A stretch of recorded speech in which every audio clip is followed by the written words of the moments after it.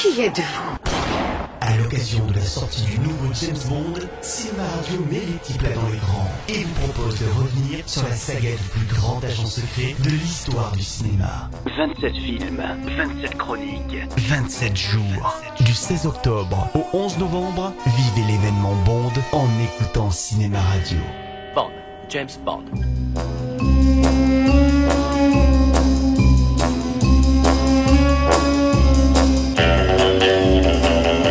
À la fin des années 50, le créateur des romans des James Bond, Ian Fleming, est très désireux de voir les aventures de son héros adaptées à l'écran. L'un de ses romans, Opération Tonnerre, est adapté mais pas réalisé, ce qui aboutira à une bataille juridique dont je parlerai dans la chronique sur le film en question. On parle même d'une série TV suite au succès du téléfilm Casino Royale, traité précédemment, projet sur lequel travaille Fleming et qui aboutira finalement au sujet de son livre Dr No. Et c'est ce bouquin justement qui est choisi pour la première adaptation cinématographique des aventures de 007 en 1962.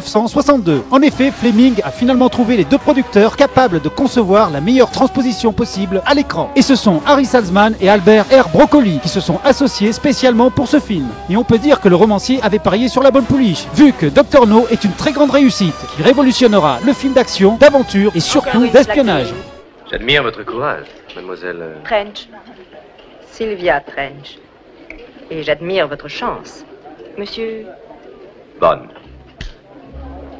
James Bond. Et l'acteur qu'ils choisissent pour jouer Bond n'est pas étranger à la réussite du film.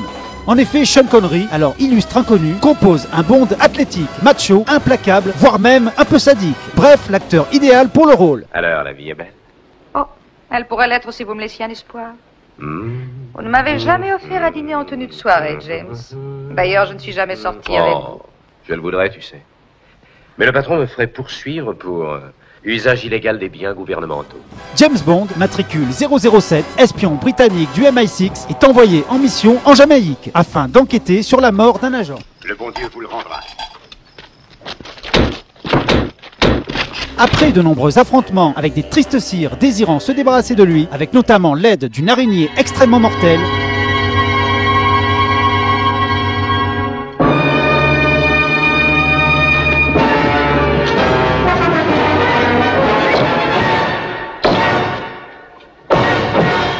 il comprend que tout se passe sur l'île de Krabke, considérée comme maudite, mais en fait théâtre de mystérieux essais nucléaires. Que disiez-vous à propos de Krabke? Pourquoi ne peut-on pas visiter ce coin-là?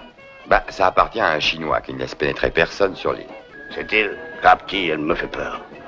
Plusieurs de mes amis ont voulu y aller chercher des coquillages. Ce qui est terrible.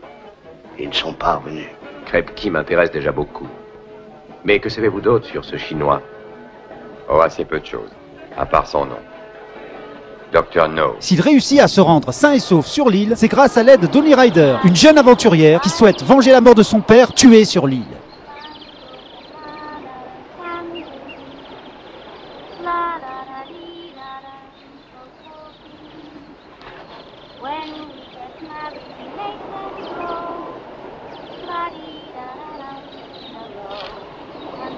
Cette première vraie James Bond girl, c'est bien évidemment Ursula Andress, dont la séquence de sa rencontre avec Bond est restée une scène mémorable de l'histoire du cinéma. En effet, sa sortie de l'eau en bikini blanc a fait fantasmer toute une génération de jeunes adolescents qui, au début des années 60, n'avaient pas encore eu porn.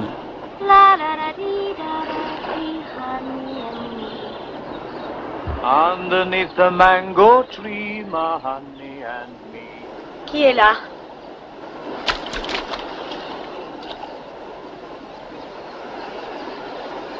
Rassurez-vous, en principe, je ne devrais pas être là. Vous non plus, d'ailleurs. Nos deux héros finiront par découvrir le repère du méchant, le fameux Dr No, souhaitant perturber le programme spatial américain grâce à des ondes atomiques. Le sabotage de leur lancement de missiles n'est qu'une démonstration pour prouver notre puissance. Votre puissance? Étant donné votre dédain pour la vie humaine, vous devez travailler pour l'Est. L'Est, l'Ouest ne représentent que deux points du compas, aussi stupides l'un que l'autre. Je suis membre du Spectre. Le Spectre? Ce qui veut dire spécialiste en contre-espionnage, actes de terrorisme, représailles et extorsion. Les 4 pierres angulaires du pouvoir. Un pouvoir dirigé par les plus grands cerveaux du monde. Les plus grands ou les plus criminels. Ce film réussit à poser toutes les bases qui feront le succès de la série, jusqu'au reboot des films avec Daniel Craig. À savoir une première partie avec de nombreux affrontements, dans des décors très différents, avec des hommes de main qui le mènent finalement au méchant ultime, souvent dans une base secrète. C'est un Smith et Wesson. Et vous n'aviez que 6 coups.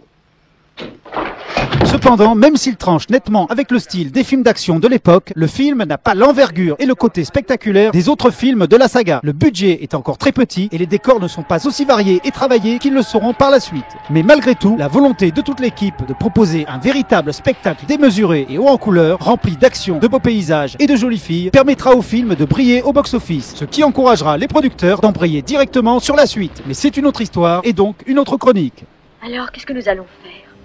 Nous pouvons nager, évidemment, bien. Quoi? Bien près de moi. Et en attendant, n'oubliez jamais que son nom est... James Bond.